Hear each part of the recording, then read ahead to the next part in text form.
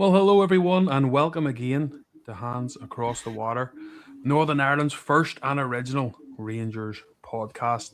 With me this evening is Baz. Baz, how are you keeping me at the Taddies? We haven't been on for a wee while due to illness. Unfortunately, I went on with Frankie there during the week just before the Aberdeen game there. Yesterday morning, I think it was. Got a chat. We're both back to fighting fit again, and everything's looking good as well for the Rangers, mate. A couple of tough trips, one at Ibrox, one away from home against Aberdeen. That could have been tricky, Baz, but fair play to Danny Rohl and the Rangers team that came out pretty unscathed. 4 goals, no conceded. Uh, Pretty good Monday for us, Baz, isn't it? When we come on here, we're down the dumps. Things are not always going great for us, but yeah, it's good to come on here and be happy for once, isn't it? Oh, we've come on with 3 great wins on the bounce, haven't we? Away to Celtic Park, home at Ibrox, and away to Pittodrie, and we've got 9 maximum points. So if any Rangers fan is not happy with that, I don't know where I don't know where you want to be, because 9 points out of 9 in the last 3 games is absolutely unbelievable. Absolutely crazy. Before them 3 games, and somebody had to say to you, taking all 9 points, you'll have scored 3, 5, 7 goals, conceded 1. That's phenomenal stats, isn't it? And the best part of it is we haven't really played at our best, and we've still produced those type of stats. So I'm absolutely buzzing, and to be a Rangers fan today is absolutely brilliant. And so happy with how we've adapted and how we've got the winning mentality back. So yeah, brilliant. Yeah, as I say, we've loads to talk about. We'll start with the match. Obviously, we've got Jim Gillespie's in. He's going to be coming in Rangers today. That he's going to be our new CEO. Transfers in. We've got one in the door with plenty of nice rumours to chat about as well. A couple of players maybe going out the door, and a lot of controversy between goals that should have stood that weren't. And there's so much to chat about. But we'll start off before we go anywhere. I'll put this up first of all. About calling all Rangers supporters clubs, come on our podcast and chat about your club. So this is something me and Baz are looking to do. Basically, we think the supporters clubs are doing amazing work. The traveling that you guys have all do, whether it's 10 miles away, no matter if you're lucky to be that close to Ibrox, there's plenty of clubs go further afield, Inverness, etc. Loads of fantastic Rangers clubs and loads of them over here as well. But we'd love to hear your stories, any good work you do. I see you posting up charity events all the time and stuff. There's loads of amazing stuff you guys are doing at that local media, both here and over in the mainland UK, don't chat about. So get yourselves on to here. Let's hear about your clubs. You'll have the platform to do it, guys, and we are very happy to promote you and spread the word of you, the good stuff you guys and gals are doing in these clubs. First of all, Baz, I'll say we'll get through a few comments here. Let me see. What's he saying? Won't make it tonight. Heading to the hospital. My daughter's just had her baby. Enjoy. Congratulations, mate. And let your daughter know, all of us on the chat. And me and Baz are thinking of you. Another wee bear cub, Baz. That's good news to start us off, isn't it? Oh, absolutely. Congratulations. And, a granddad's work is not easy either. So all the best. And, that's another hopeful wee bear growing up and going to follow the famous Glasgow Rangers. So the more the merrier. The more the merrier is right. Baz, what about the match yesterday, mate? We'll kick off for that. Could have been a tough place. We know what it's like going to Aberdeen. I think in the last 5 times we've been there, apart from yesterday, we actually haven't got a victory at Pittodrie the last 5 visits. So we know it's a tough place, especially with the weather and stuff. Now, Aberdeen aren't the team they have been the last few seasons. They're not, but depleted. But that doesn't, we know this is their FA Cup final. This is Aberdeen, especially after Celtic and Hearts winning. They'd have loved to take points off us. I thought Rangers were fantastic, controlled the game, no problem. Really good display. And I thought Asgard and stuff, we'll get into it with a lovely finish. But what was your thoughts, Baz, when you first seen the team sheet and stuff? Were you confident going in, or was a few nerves going into that game? Listen, Pittodrie's always a very hard place to go to, and regardless of Aberdeen's form or how they play, the supporters still create that atmosphere, don't they, Pataudry? You know, they're demanding the blood from their players and demanding that 100%, you know, venom that they try and put towards us. So that never changes, regardless of how Aberdeen's playing. But in terms of the team sheet, obviously Sterling wasn't available, Connor Barron wasn't available, and I think I would suggest most Rangers fans, when they realise that those two were out for a bit of a longer term spell, that was a slight worry getting into that game, because they're the two guys in the recent games who have been, you know, the main tacklers, the main runners, the main guys who have been looking to put that wee bit of extra effort in, and to lose them both for me was a huge blow. My slight worry was getting into the game was the midfield. Would we dominate? Would we be able to press hard in the middle of the park? And you know, let's be honest, we did do that, and the boys stood up and to be counted. Nico Raskin, I thought, stood up to be counted yesterday, because obviously Connor has the legs. He does all the dirty work. He does all the work that goes unseen too many times. But I actually thought Nico Raskin adapted very well yesterday and covered a lot of ground. So that was a positive. Again, William, you know, when I looked at the whole overall game from Sunday and from Ibrox, I actually thought we were more impressive with the ball yesterday than what we were at Ibrox. I actually thought we played very well. Of course, we're always susceptible to that ball over the top or those nervy moments. But again, we came through unscathed and we took the maximum points. But some players, as I said, William, don't want to repeat myself too much, but some players did stand up to be counted yesterday. And that's what you need. And they're giving Danny Rohl absolutely everything. And he's given the team everything and giving the fans everything. And at the minute, that wee blend just seems to be working well. I'm not saying we're playing like Barcelona, because we're not. But we've got the winning mentality, and that's what it's all about. It's about going into games and getting the maximum points. And at this present time, that team is in that mode. They're in the zone. Yeah, 100%. Well, like Baz, you know, if you had said, you know, after we watched the Hearts away game, if someone had said to us, "Listen, lads, you have 5 games coming up here. You have Motherwell, who are, for me, are one of the best footballing sides in the league, coming to Ibrox. You have a trip away to Pataudry, plus Lehman's coming to Ibrox.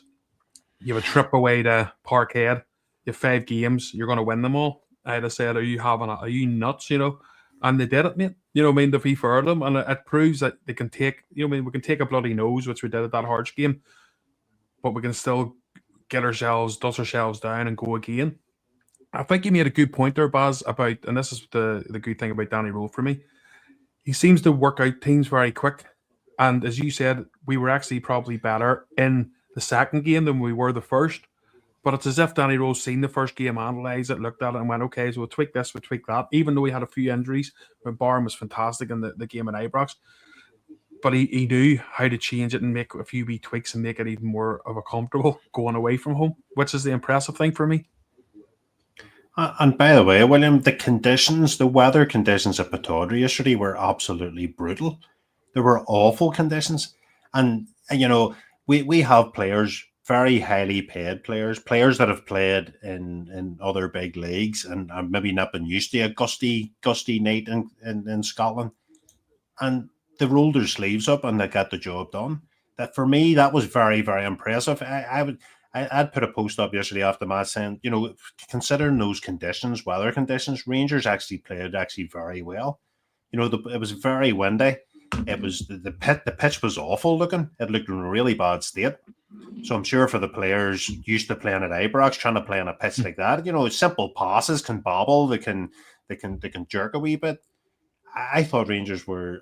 I don't want people to think I'm over exaggerating, but you know, you can't. The stats don't lie. You know, Danny Rohl has 32 points since he's come in, more than any other team in the league. And from his start of his tenure till now, he has more points than any other team in the league. So what, you know, you can't help but not be excited for what he's doing with the crop of players, and certainly some that Russell Martin brought in that we have thought just aren't good enough, and he's got that wee bit extra out of him. It's, you know, yeah, Danny Rohl's done a fantastic job with some of them players. I have to be honest, like. 100%. There's players there that we would have had out the door, and most of the supporters would have had out the door, and would be going, "Hey, hold on a wee second, maybe don't let him go." You know what I mean? And that's what he's done. He's definitely given confidence.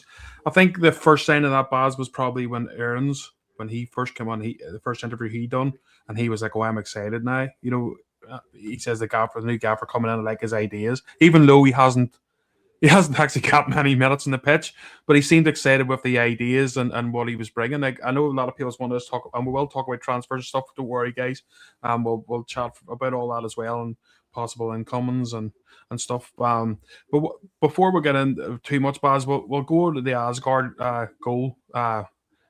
What about that? Your man Scott Fry and these corners. Like, for me, and you know yourself, when Rangers used to get a corner, that was your time to go and top up your drink or go and have a pee or something, because you knew nothing was happening.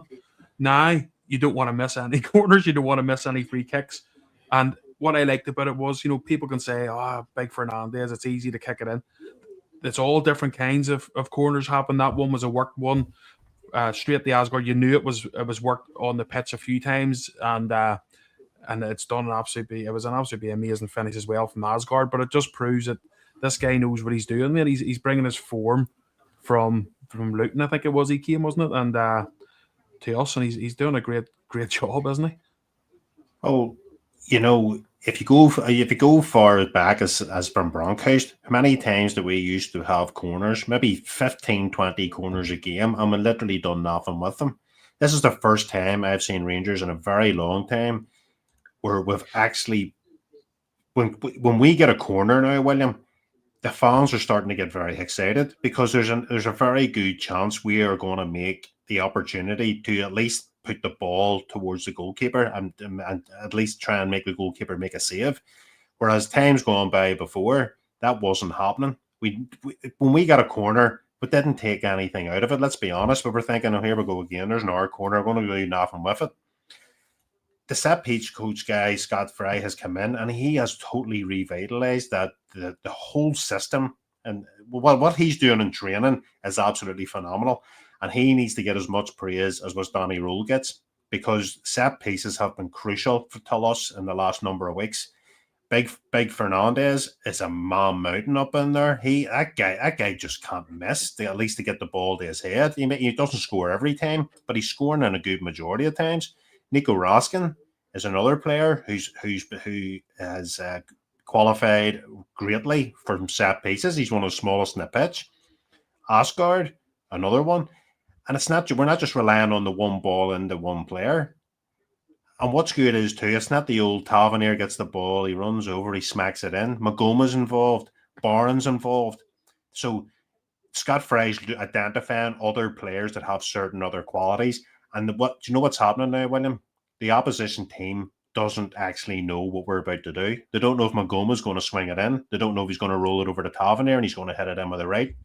It's frightening teams. I think teams are absolutely frightened of Rangers now with set pieces, and that's it's an extra tool that we have now that other teams literally just can't work us out, and going forward, it's a fantastic thing.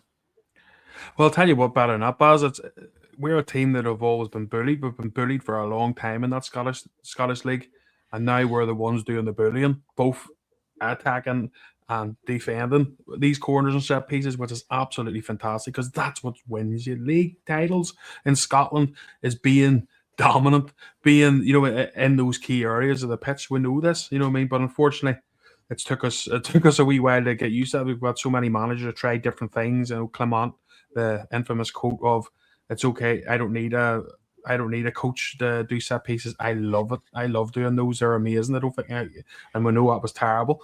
But listen, we'll move on, Baz. As I say, there's that much to chat about, but we'll move on to this one. It'll be interesting to see what people in the comments think of this as well. I think this is Rangers' 15th goal disallowed in 22 games. Oh my, what a stat. Again, it happened, Baz. Yesterday, it was set piece again. The big man, Fernandez, that you're chatting about. Absolutely fantastic goal.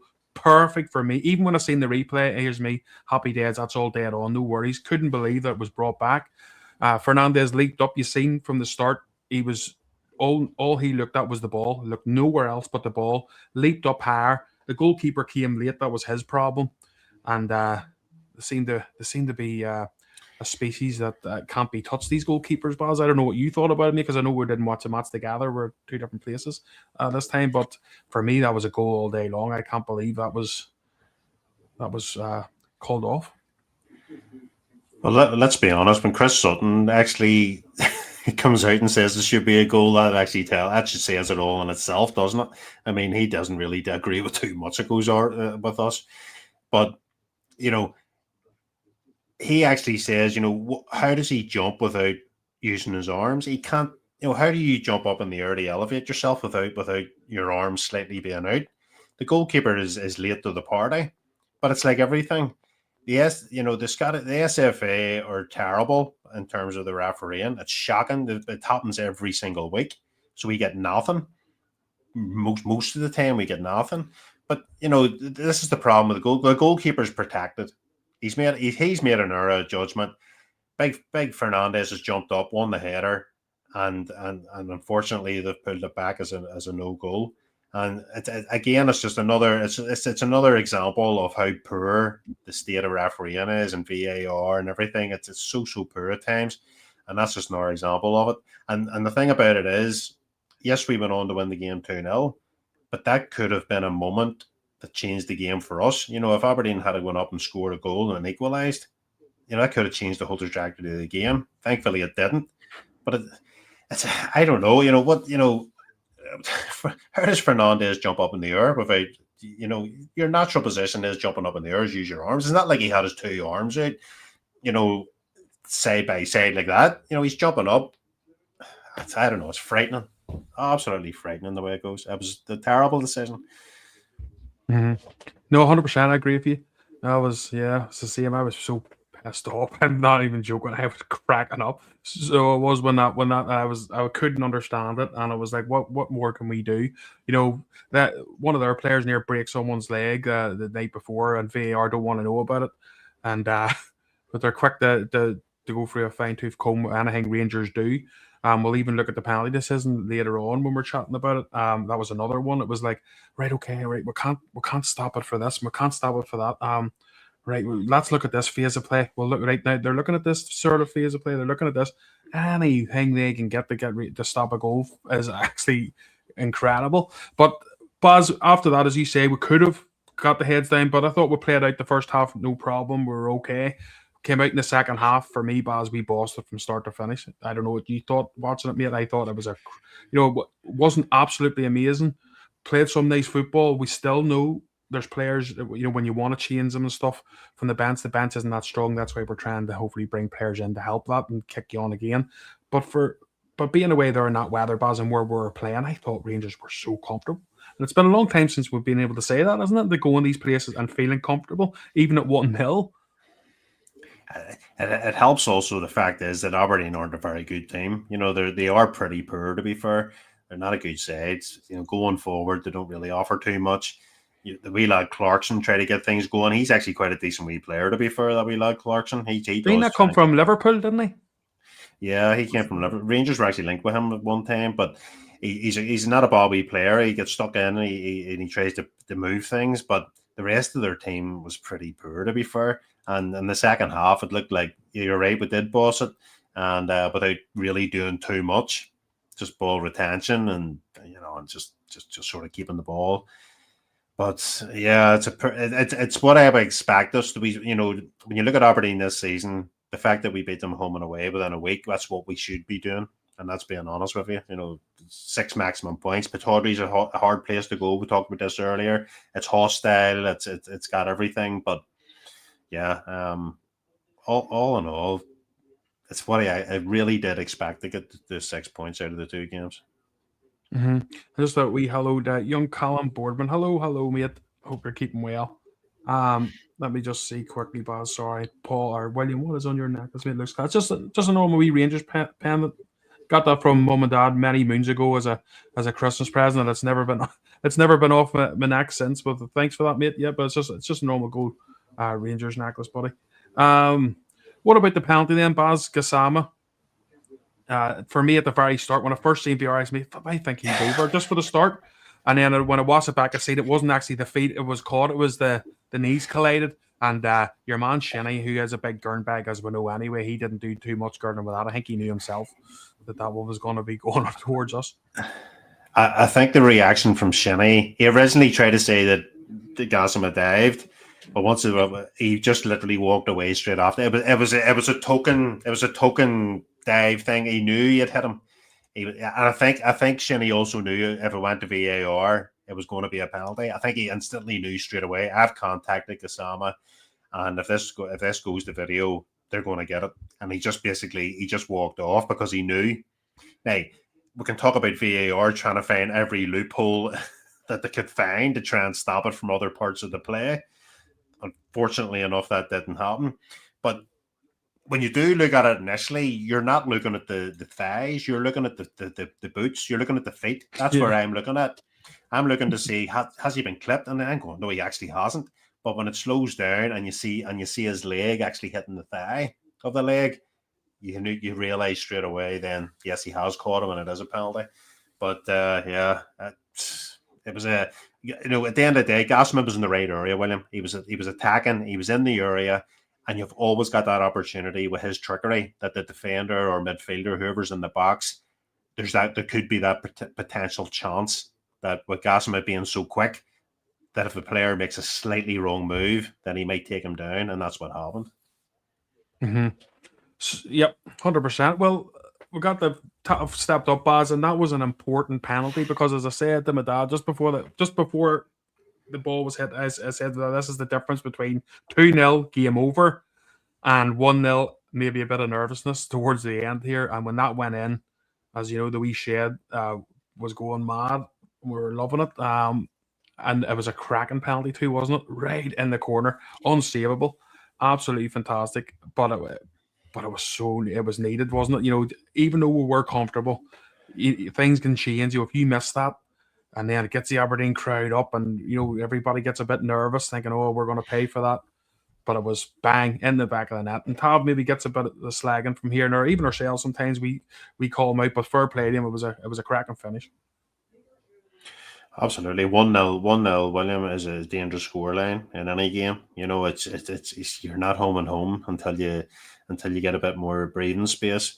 And obviously, when I was so confident when Tav was taking that penalty, I really, really was, because he does score. I think his 14th penalties goal against Aberdeen or something like that. It's crazy stats anyway. Really, I don't know. I think it's something. It is something like that. Yeah, that's not. I think I'm not 100%. I think it's. I know it's a lot. It's over 10 anyway. It's over 10 anyway. Yeah. And you're always taught as a penalty taker, hit it hard and low into the corner. That's it. Very few goalkeepers, unless you're absolutely super world class and you have reactions like the Black Cat, then you're not going to save it. And Tavernier just plants it clean into that corner. The goalkeeper actually done quite well. He went the right way and he stretched himself, and that actually shows you how good a penalty it was, because Tav hit that sweet as a nut, boy, straight into that corner. And let's be honest, as soon as that goes in, it's game over. That's it. Aberdeen's head just went completely down, and it's 3 points that match. Great penalty, and Tavernier has to take full credit for that goal. Absolutely fantastic from the captain there, and he does a good job with it. And obviously, Bolton Blue said, was it just me or did Tav seem to enjoy that one more than usual? Looked delighted. And I think he knew too, Bolton Blue. I think Baz, he knew himself. This one is massive, especially with Celtic and Hearts winning as well. And fair play to Hearts, we'll slag them and all. We were like, they're. But at the end of the day, they were at a tough place. At Dundee, Dundee's won their last 3 games in a row or something. And they got themselves the win in a crappy night at Dundee as well. The weather wasn't great. They played with 10 men. So it proves that they're going to hang about here for a while yet, in my opinion. So that was so important for us to get that. And I think that's why it was just a relief for him to go, right, the game's over. Got the 3 points. Yeah, I think there's probably a couple of things in it, William. I think the first part, what you're saying, is 110%. I think absolutely. I mean, the importance of that goal, obviously the lad across the city they had a great result there at the weekend. Hearts, we've seen what Gordon done in the last seconds. They got their victory. And yes, that was, and when Tavernier scores that penalty, and you're pretty much guaranteed to win, it's just as important as what the other two results are. The other part of it is, I think Tavernier, Tavernier knows, William, he's coming to the end. I think he knows it's near the end, and he doesn't score as many goals as he used to. And I think now when he gets a goal like that, and I think he's enjoying it, William. He's enjoying, he's embracing it. Because you can see him coming over to the fans. He was dancing and everything. It was crazy. I've never really seen. I know he does the old golf club thing, but I've never seen him doing the old dancing at all. And I think the younger players must be influencing with him too, because there was a real togetherness when them guys went over, weren't they? They were all together and they were all around Tavernier and hugging around him. Mm-hmm. It was the togetherness from the players when that goal went in was fantastic. And as a Rangers fan, I'm looking going, these guys are in a good place. They're in the zone. They're all working together. They're all fighting for each other, and they're enjoying and embracing good moments like that. And Tal's been there a long time, William. We've all you either like Tavernier, you don't like Tavernier. You can talk about this, we can talk about that, but at the end of the day, he is the captain. He scores the second goal, and everybody at Rangers should be embracing him for it. Yeah, no, 100%. But I think it was maybe also the.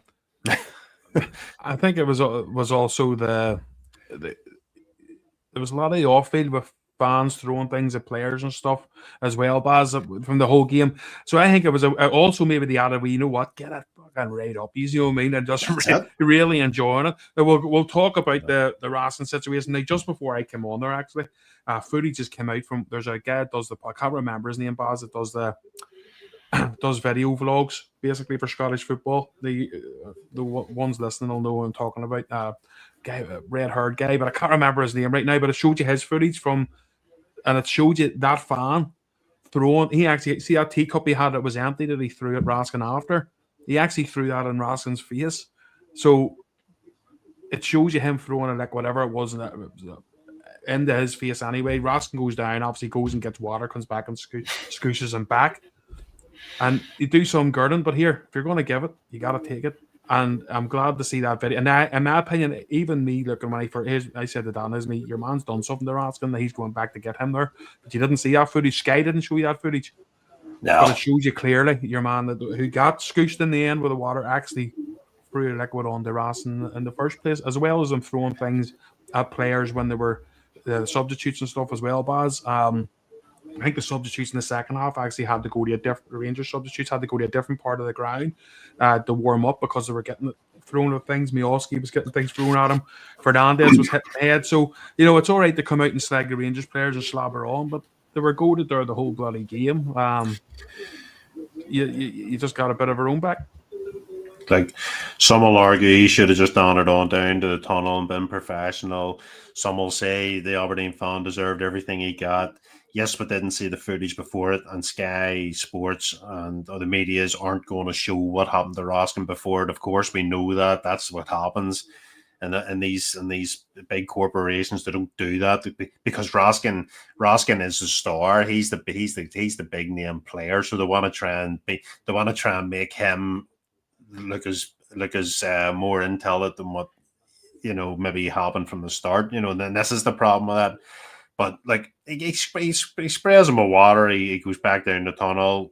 But you're right, if you some of the abuse that the Aberdeen fans give the Rangers players and some of the vile comments and chants that they sing from the stands is absolutely woeful. It's so poor. Targeting ex-Rangers players and different things and what to say, and it's really, really bad. Throwing things. But again, it's always about Raskin. Raskin sprays the water. He gets the most media attention, and that is just the way it goes. Mm-hmm. I don't think anything will be done about it. Maybe quietly he'll be told, like, see from now on, just head on down the tunnel. Don't get involved. Stay out of it. But like, I was on Twitter last night. It was crazy.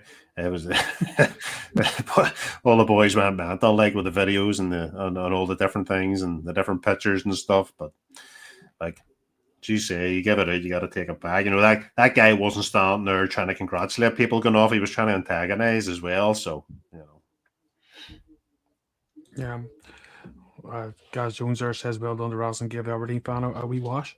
Well, some will say that. So we'll move on. Anyway, we'll move on, Baz, as I say, from all that. But I thought we did have to talk about it because, as you say, Twitter, Facebook, everyone was going mad about that one yesterday. But all in all, 5 games, 5 wins. I would say if you look back in the books, I can't remember the last time we won 5 domestic games in a row. Maybe someone in the comments will be able to tell me exactly when. Was it maybe Gerrard era? I would say. I can't think of anyone else manager-wise who's won 5 league games in a row. Could be wrong, but if, in the comments, I'm sure there's always someone in the comments that knows them stats better than me. But absolutely fantastic, Baz. Our tails are up. We're in a title fight, and as I say, it's going to be interesting. There's a lot of twists and turns. Motherwell's going to have a lot to say in this title fight because they're a good team, as we know. We have to go away to them, and Hearts have a home game against them lot across the city as well, and we've to play them. We've to play Hearts. Then you've got your top six again, which could be. You've got your Hibs who are playing well. It's going to be some amount of twists and turns, but isn't it? It's exciting. That's what you want, isn't it? A bit of an excitement that everybody just watching everybody else's results and going, "Fuck, now we have to win. The pressure's on." And it's been a long time since we've had a season like this. Well, considering the start of the season, and we had Russell Martin in and Thelwell and Patrick Stewart, if somebody had said to you 3 months ago and give you a league table and give you the form guide, especially what happened the last 7 days, would anybody have believed you? You'd have thought you were completely nuts. You'd have been sanctioned. You'd have been put away in an old white coat. You would have absolutely would have been sanctioned because nobody would have believed it. But Danny Rohl has instilled that belief back into that team, and most importantly, into the support. The support are believing now. They believe there's a title race, and rightfully so, because there is. Now, we talk about William. We have to play the Emmons twice. We have to play Hearts twice. They have to play each other twice. There's so many more points and so many twists and turns in this season that could happen. Now, the fact is, the next time we play the Emmons, we're at Ibrox. The next time we play Hearts, we're at Ibrox. You look at it really. If you really look at all the dynamics, now don't get me wrong, we'll have to beat the St Mirrens, we'll have to beat the Kilmarnocks, we'll have to beat the Hibernians. We'll still have to beat all these other teams in between, and we must take maximum points every week. But it is on, and anybody that suggests otherwise, look at the form guide, look at the table, look at the recent results. Excluding the Hearts result, that was a poor result at Tynecastle. That was a poor result for us, because it didn't really show much fight that day. But since that game, we've been very impressive in terms of winning mentality, getting 3 points. Yeah, and as I say, the Hearts get, and it wasn't even the result. Like, you don't want to go there, but you can understand that you can go there and lose because they are a good team. I think we can be honest. I just think from a Rangers point of view, Rangers didn't put our best side of ourselves in that game. I thought we were pretty lackluster, but it showed how Danny Rose turned that team into what they are now, and we're so dogged. We're actually hard, which is actually crazy. We're hard to score against. We're hard to beat. And that's something that we haven't been for a long time now. Yeah. I know we're trying to get wingers in. We're trying to get more midfielders in. We're trying to get left backs, the add-on to help this squad out. Because in my opinion, this squad maybe still isn't good enough to go the whole way now as it stands. But, a few extra added quality in there, it will help us out. But he's making us hard to beat. And that's very, very important, isn't it? You win nothing if you're easy to score against. And you look at that Rangers team under Russell Martin, Baz, we were conceding goal left, right, and centre. It was embarrassing, the defending, but he's definitely instilled some confidence in those guys, hasn't he? That's why, William, at the start, when Danny Rohl first took over, we weren't creating a lot of chances, and the reason for that was Danny Rohl was making sure from the goalkeeper forward we were defensively sound, and that those we got, it's if you go all out, that team isn't prepared to go all out attack. There's not enough quality in that team to constantly attack. So we need to be patient in games. And Danny Rohl's identified if we get a strong back line, we defend properly, we have ball retention and use it quickly as and when we need to do it. And that's what he's doing with it. He's looked at this squad and says, right, how do I get the maximum points? I've got to utilize this squad as the best that I can. What's their capabilities? What line can they not cross? What line are they not good enough to cross? And that's what he's identified. So the first lot of games, maybe a 1-0, William, maybe a maybe a 2-1, maybe just scraping by in games. Whereas now he's now starting to trust the defenders more. He's starting to trust the center midfielders more, and he's allowing them to slightly take a more attacking approach. And now we're getting more goals because you've seen that the last 3 games we've scored 7 goals, and we've only conceded 1. So Danny Rohl has really, really looked at Rangers. I'm very impressed of how he's analysed the squad, how he's taken baby steps with them at times. And now you're starting to see him trust them more, and they're starting to express themselves a wee bit more. And now we're getting better attacking threats. We're hitting the goal more. We're creating more opportunities. Obviously, we talked about the set pieces. That's a crucial part of it. But you can only get corners, William, if you're attacking. You don't get corners defending. You have to be up in the opposition's area, final third, to be getting those corners and free kicks. And Danny Rohl has really impressed me. He has, William. And we talk about Danny Rohl looks at St Mirren, Danny Rohl looks at Hearts, Danny Rohl looks at Motherwell, and he analyses these teams. He doesn't take them for granted. He knows they're dangerous teams, and he works out the best system that he thinks can combat what they're about to give. So I'm trying not to go overboard, but at the end of the day, embrace it, because this is much better times than we have seen since Gerrard, where you've seen a team together and playing for each other. Yeah, 100%. Like, don't get me wrong, the Gerrard team, it took a few seasons, and obviously a better squad probably than what we have now. That's why we are going to try and add to the squad. We want to get there again. But yeah, togetherness is there that wasn't there. And I agree with you. Everyone seems to be really working for this guy. Like, they're really buying in. A bit like the Jers, as you say, Baz, are really buying into everything this guy is asked them to do. Yeah. And it's proven, and that's what happens. If you get a manager that you believe in and he tells you to do something and you're doing it in the pitch and you're getting wins, that's going to give you confidence. Like, okay, this guy knows what he's at. I'll follow him, follow the leader, follow him. And the players seem to be buying into it. They seem happier. Everything, it would look so confused at the start of the season. I thought, Baz, you just didn't know what the hell was going on or where were they meant to be. Yeah. And they always seem to second guess themselves. Now they just know what to do. Get the ball forward quick. All this here possession, slow it down, wait, passing about. Now it's just get the ball through. Like Big John Suter, I thought played well as well. Fernandez and stuff, and he's another one.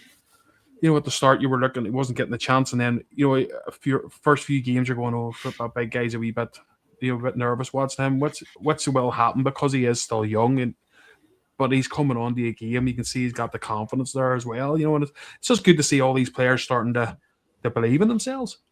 So some players, William, just need the arm around the shoulder and to be told you're good enough. You are good enough. You're here. You're at this club for a reason. You've been brought into this club because you're a good player. Go out and produce it. Go out and embrace the fans. And because if you embrace the fans and you give 100%, the fans will stand by you 110%. The Rangers fans have always been like that. I've seen this years ago. We've had these talks and shows before about the likes of Sebos and all. Wasn't the best player in the world. Marvin Andrews. Like Marvin Andrews was no Maldini, but he went out and gave everything. But he went out and gave everything in the pitch. The fans embraced him because of what he gave back. He keep believing, that famous phrase that'll last for eternity. And that's what it's all about. Mm-hmm. Mickey Moore. That's why the fans take to Mickey Moore, because Mickey Moore gets it at Rangers. He gets what it's about. He understands the lingo. He understands what to say. He understands how to present himself to the fans off the pitch and on it. And that's what endears you to the support.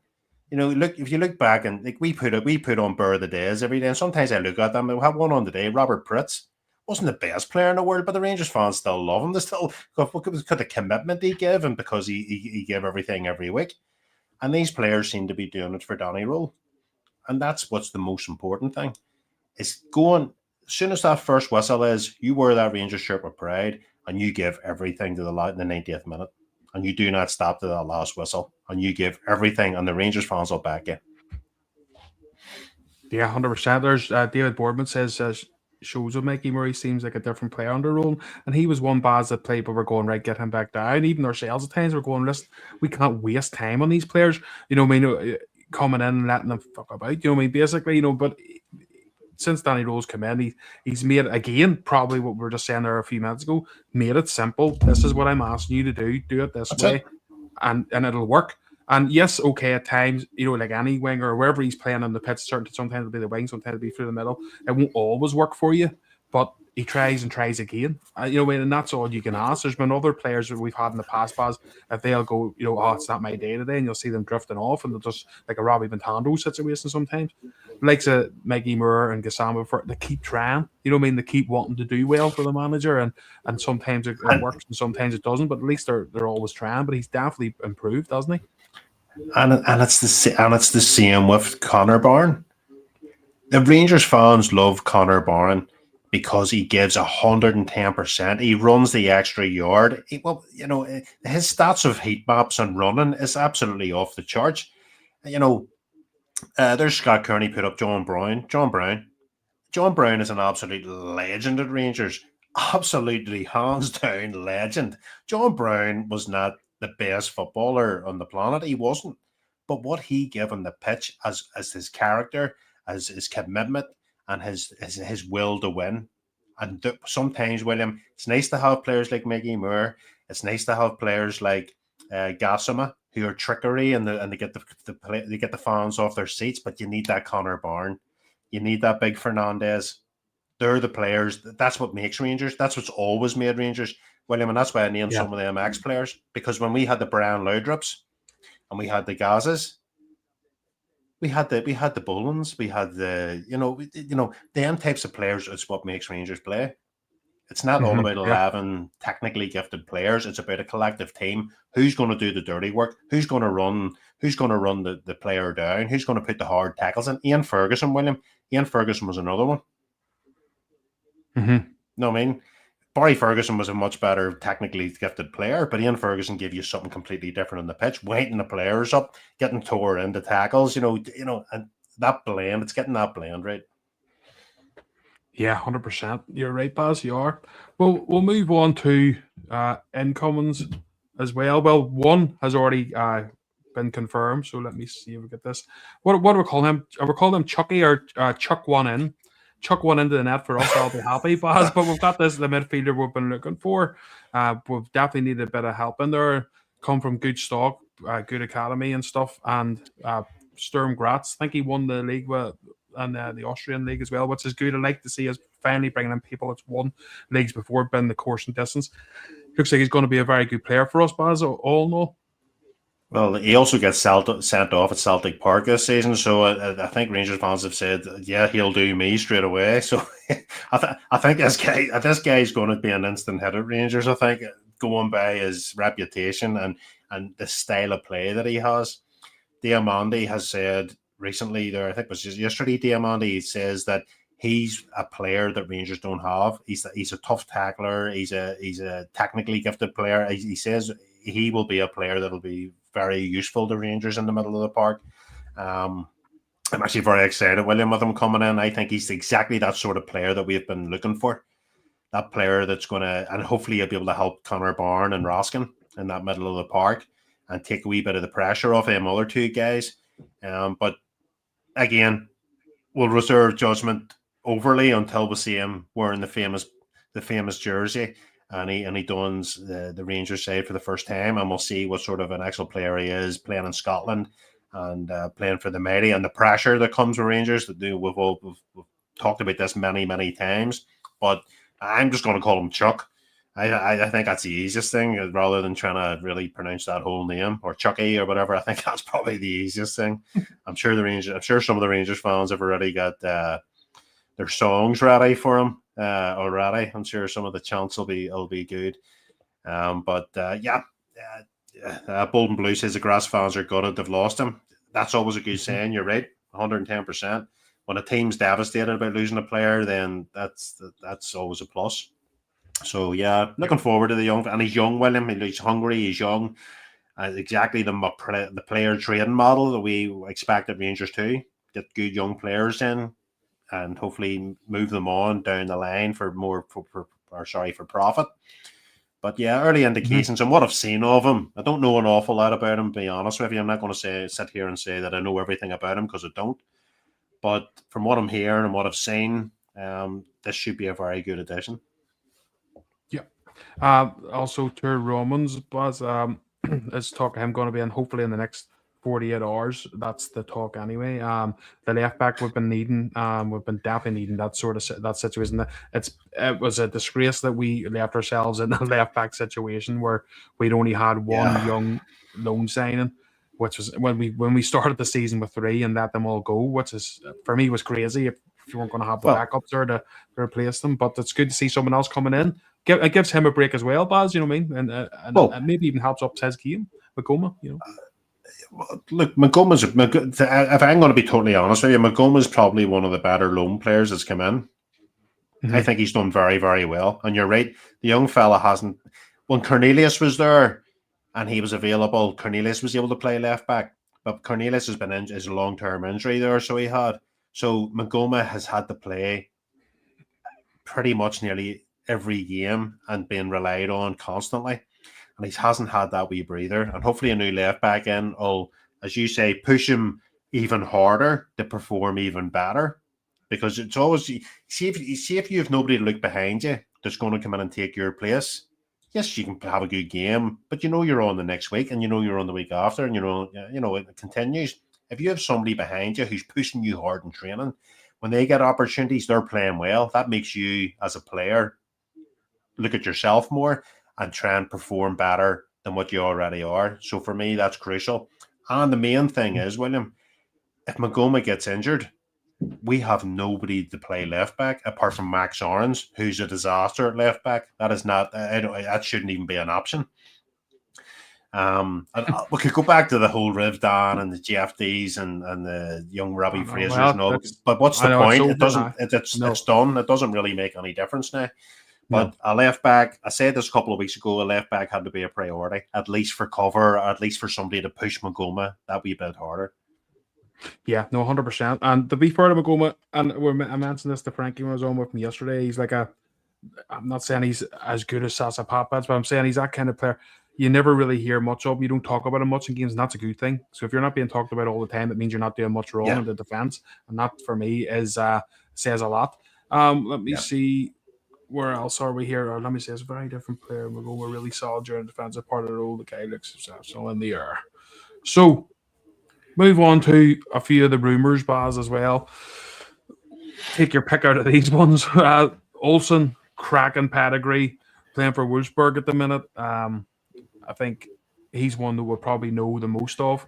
Out of most of the ones we've been rumoured with, cracking player. But I think I was listening to David, as we daily update today, and was saying that I think he says there's maybe a bit of Premier League interest in this guy as well, which could be harmful for us because you know that's the holy grail, as they call it, the Premier League. That's where all these players want to get to. But we're in with a shout with him, and he's the kind of player we sort of want. I was listening to Rangers Review this morning, Baz, and they were saying this is the sort of profile Rangers are looking for, someone at this the high end pitch, basically are more of a attacker. This sort of 26, a proven player, not anyone young, and they want someone who has done it, been over the course. In this position as a loan signing. So if we don't get Olsen, they're looking for someone of that sort of stock. But if he comes in, amazing. If we get something sort of his level, great. We definitely need help with that end of the pitch. Absolutely, and he's been linked before, William. We were linked with Olsen a number of years ago. I actually think Gerrard was trying to get him in, as far as I'm aware. So that's how far back we've been tracking this guy. Has a very high pedigree. He has very good stats. Hasn't slightly worked out at Wolfsburg for him, but that doesn't mean to say he's not a good player. That just means to say that maybe the environment he's in or the league that he's playing in just doesn't quite suit him. And coming to Ibrox could be rejuvenate him. I mean, let's be honest, William, if we look back at Cherney last season, who, again, we got on loan from Wolfsburg, didn't start too great, but ended up being endeared to the Rangers fans very much so. And by the way, another part of the pitch that we've lacked creativity from where Cherney was playing. We haven't got those goals that we did from him. But he's a player. Yes, I'd be excited to come into Ibrox. I think he's a player that would get Rangers fans off their seats. He's that sort of player. And I think as far I know David talked about the Premier League. What Rangers will probably do is guarantee him starts, where the Premier League teams may not do that. So that could be something as food for thought, where he can slot into the Rangers team pretty quickly, or does he go to a lower maybe league, the lower team in England in the Premier League, and maybe not get those starts straight away? Does he want to do that? That would be an interesting move. It's really down to the player where his mind's at and what he thinks best for his career at this moment in time. And Yep. Rangers can provide that for him. Like, yep, true. Well, we'll see. That's one to be watching out for. Definitely, Baz. We'll move on to Dan Neil from. I know there's him and Mundell. I don't know much about Mundell, but we're sort of running out of time, so we'll go through Dan Neil here. Just reading the Sunderland comments, I was on a few of their forums and stuff, asking a few of them about him, and they said they love him. They cracking player, and they think he would do a good job for us. He's one of those sort of players. Basically, they were saying that he's a leader. He's one of those players that loves the battle. Perfect for the Scottish division. Who can get stuck in, a leader of men. Really, I think he's captain Sunderland as well in the past, so he could be another one, Baz, just to give us that extra bit of a hand in there. He captained Sunderland for promotion last season, and he was basically moved out of the way for Xhaka. Now, Xhaka's a top international footballer, with massive pedigree. I think Sunderland were trying to get somebody in. Obviously it's a tough league from the Championship to the Premier League, so they were looking at a high stock player in there, and unfortunately he has ended up on the bench because of it. That doesn't mean to say he's not a good player. That just means to say to put in a top international in his place. That's all that is. Tough tackling player. It probably would suit the Scottish League down to a T. Another midfielder, because we are short in midfield. Another player to push Barron, to push Raskin, to push Chucky, to push Diamande. The more you don't want to overly cook the broth with too many midfielders. But I think when you can see a player like that with that quality, you've got to take a chance, William. If it's available, you go for him, don't you? You bring him in. Yeah. And you've seen with Barron getting injured for 2 or 3 months. There's an opportunity here to bring in another player to try and maybe fill that wee void that Barron has left, unfortunately. But another player, William, I'd be excited to see at Ibrox. Next up is Kieran Bowie, Baz. I was actually watching on Saturday the Motherwell Hibs game. I'm sad that way. I like watching Scottish football. When Rangers aren't playing, I still watch it. I try to watch as many games as I can. Kieran Bowie played well, scored a goal, scored the equaliser. Good player. I've seen Rangers supporters, some really want them, some don't. Some think the 6.5 million is too much. What's your thoughts, Baz? Would you pay that much for a Scottish division player? Or the other side of the coin, how many players have snubbed their nose up before and regretted it? And just because the talk is 6.5, you're probably not paying 6.5. I would have assumed, but that's obviously what Hibs are looking top dollar for him. Is it one you would bring in? Especially if we can get the likes of Danilo maybe moved on, it doesn't look like it's working out for him, or would you like to see us go somewhere else? I think sometimes you've got to look close to home. We've done this in the past, William, where we've snubbed Scottish talent, and it's came back to bite us in the arse. It has, and we've been hit with this quite a few times with certain players, moving across the water and moving down to England, which we really should have made the move on. And at the end of the day, see if the owners have got the money and you have to pay 5-6 million for them, let them spend it. At the end of the day, we're spending 6 million plus on Danilo. Now, granted, the fella got a really bad injury and he has not looked the same since, and he hasn't. But he really does need to move on. So Danilo needs to move on. Get a young fella in, knows the Scottish League inside out, William. Knows how to rough up the defenders, knows how to play in the Scottish League. You've got Chermiti, you've got Miovski. That's not enough for me. Them 2 players are not enough. So the likes of Boy, I would take him. I would take a chance on him. Rangers will not pay. I don't think Rangers will have to pay that much. I think you maybe talk 4.5, maybe.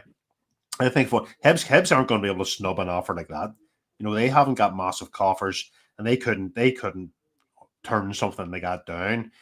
But I don't want Rangers to continuously do the same thing, William, and continuously snub up and coming good Scottish players. The market's crazy, William. Players are getting dearer. They're getting in every league. The prices are going up. January's a hard one because you have to always spend that wee bit extra maybe to get that player that you would maybe be able to negotiate better in the summer. So for me, I would go in and I would take him and I would try and nurture him. Could you imagine what Danny Rohl could do to this fella? Mm-hmm. Given what he's done to some of the players, everybody wanted Tremetti out the door about a month ago. They wanted him gone. Yeah. They wanted him out on loan. They wanted rid of him. And now Tremetti's is the number one striker. So I think Danny Rohl could make Bowie better. I think he could coach him better. I think he could make him into a far better player. So if the money was right, I wouldn't pay over the odds, but if the money was right, bring him in, take a chance. Yeah. As I say, we've still loads to talk about, but we're not going to get through it because the hour is drawing a close, and I have to go, unfortunately. But Jim Gillespie, as I say, there was news on him today coming in, but he hasn't come in for a few weeks, so we can chat about that. We'll also chat a wee bit more when we're back about. Let me see, what else have we still not chatted about today? Can I say something? Oh, sorry, go ahead. I just wanted to mention something. A neighbour of mine and Jeff's, Peter, sadly passed away there 2 or 3 days ago, and he was a mad Rangers fan. Big Peter Briggs. So just a big shout out to him there. The poor fella passed away there. Good friends of me and Jeff. More Jeffs. Jeff knew him very well. So just a wee shout out for that. Yeah, 100%. Jeff, sorry to hear the news of your friend Peter, mate. Big Rangers man, as you say, and thoughts and love with all Peter's family. Sad times, never nice. So it isn't when you lose anyone, definitely not. Unfortunately, that's life. Sometimes just terrible, isn't it, Baz? You get friendly with people, whether it's family, or close friends, and unfortunately, it's then you lose them. It's never nice, so it's never easy. No, but as I say, thank you everyone for joining us. It was absolutely fantastic. There's so many new people has joined in as well, and we're like Bobby and stuff there, and we're very, very happy you have joined us and stuck it out with us. And you are always welcome here to have a chat with us. Sometimes it's not always happy and cheery, especially when you're watching Rangers. As you know, it's there's times where me and Baz are sitting looking at each other going, fuck me, we have to come on and talk about that nonsense there. But we keep doing it because we love doing it, and we love chatting to you, and we love you guys and girls coming on chatting back to us. That's all part of the fun. We'll be back again next Monday. As I say, I'll try and get something organised. Maybe get myself on during the week or something, because there's just that much news. It's hard to pack it in on the just one Bundy show, but we'll try and do something. But thank you everyone for joining us anyway. If you go onto our Facebook page and our Twitter pages and stuff, me and Baz are always on there having a bit of crack with all our followers and stuff. And if you would like to, just if you get a chance on here, share the pages and stuff, and we'd really appreciate that, because it really does help us get to spread the news and spread the word. The hands across the water, we're out there. So thank you very much, and we'll be back with you very, very soon.